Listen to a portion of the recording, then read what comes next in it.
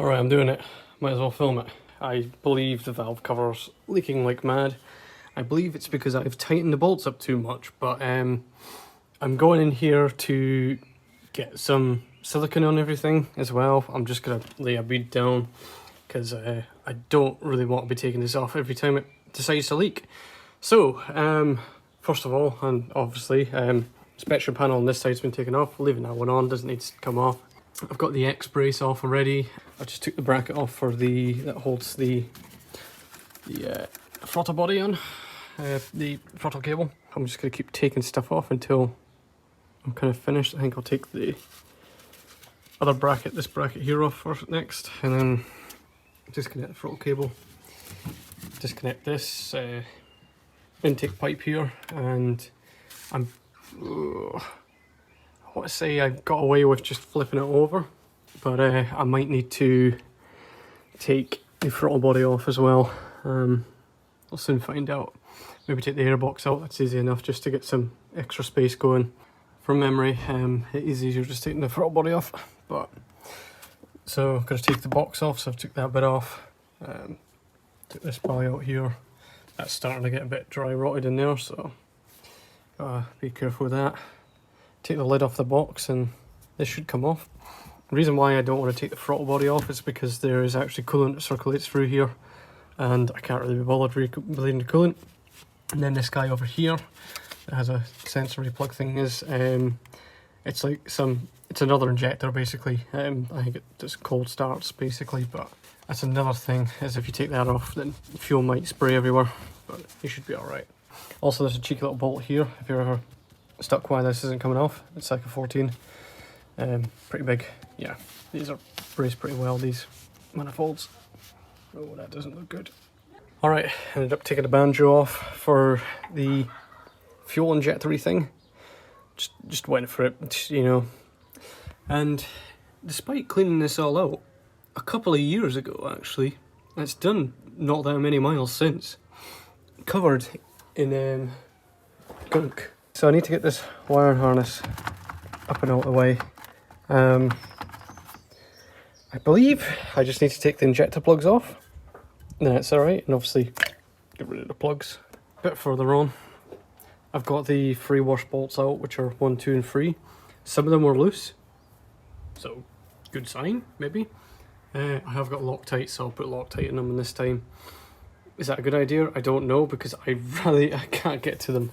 I have to use a wobbly end, and for all of everybody's little harnesses here just lifted up and out of the way, I can't get these injector plugs off because they're just brittle. One of them's already kind of cracked on me, so I've stopped. So I can lift it up like that, but it basically pivots on that point there.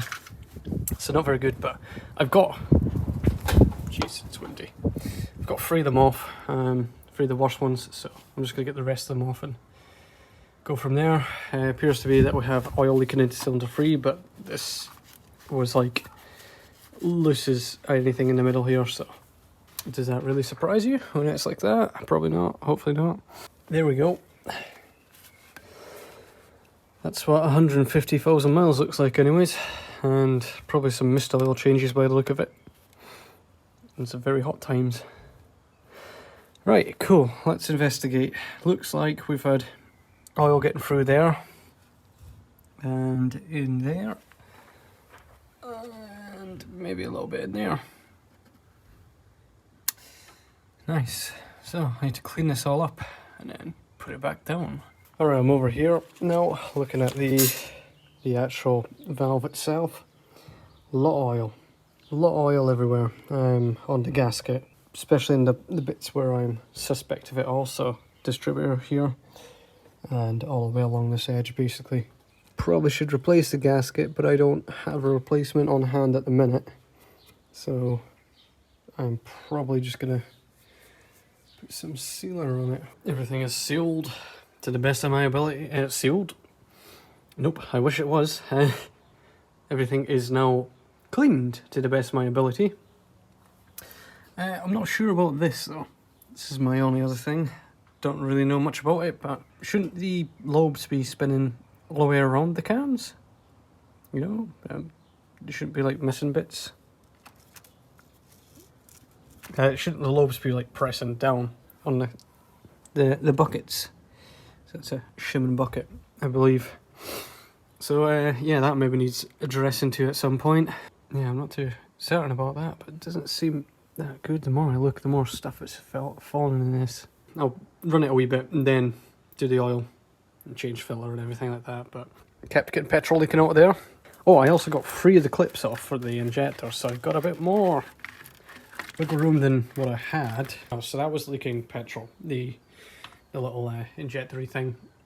So I depressured the fuel tank by taking off the fuel cap, so that seemed to stop it. It must have had a bit of pressure pushing everything up, so hopefully all that's fallen back down, back into the tank. Right, it's on, half tightened, left it kind of dry for a couple of minutes. I'm going to give these final nip up, not too much, it's only like 4 Newton meters for these, so they're not going to get much more of a tighten, but I'm going to tighten them a little bit.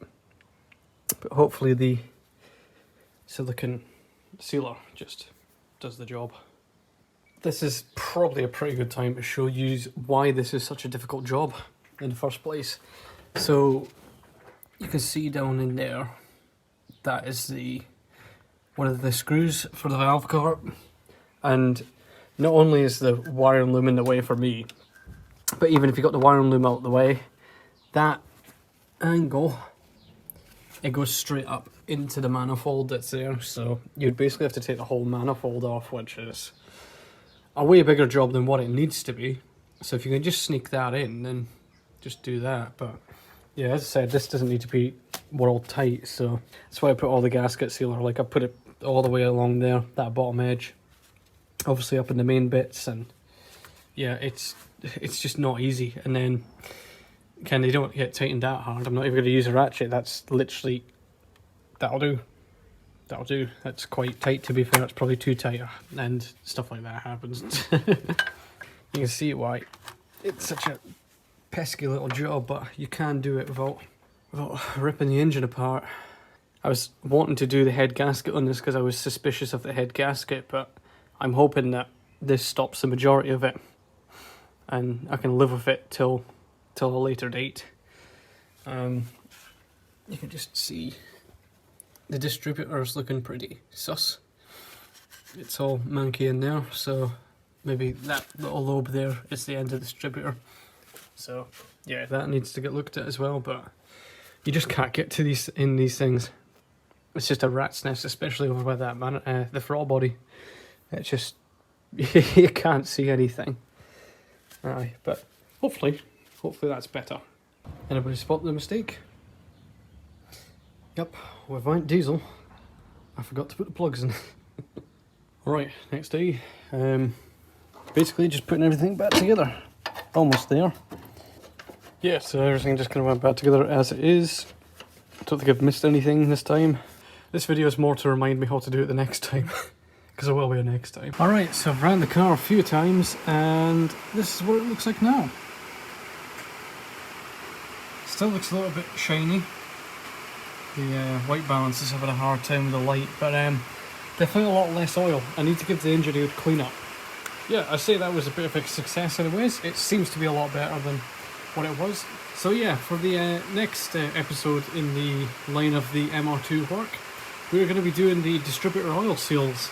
I make a pretty good mistake in that, so yeah, stay tuned for that, because that's going to be a good episode. Lots of stuff on distributors if you're wondering how to do distributors on these things. Happier with that, and on for some more happy motoring.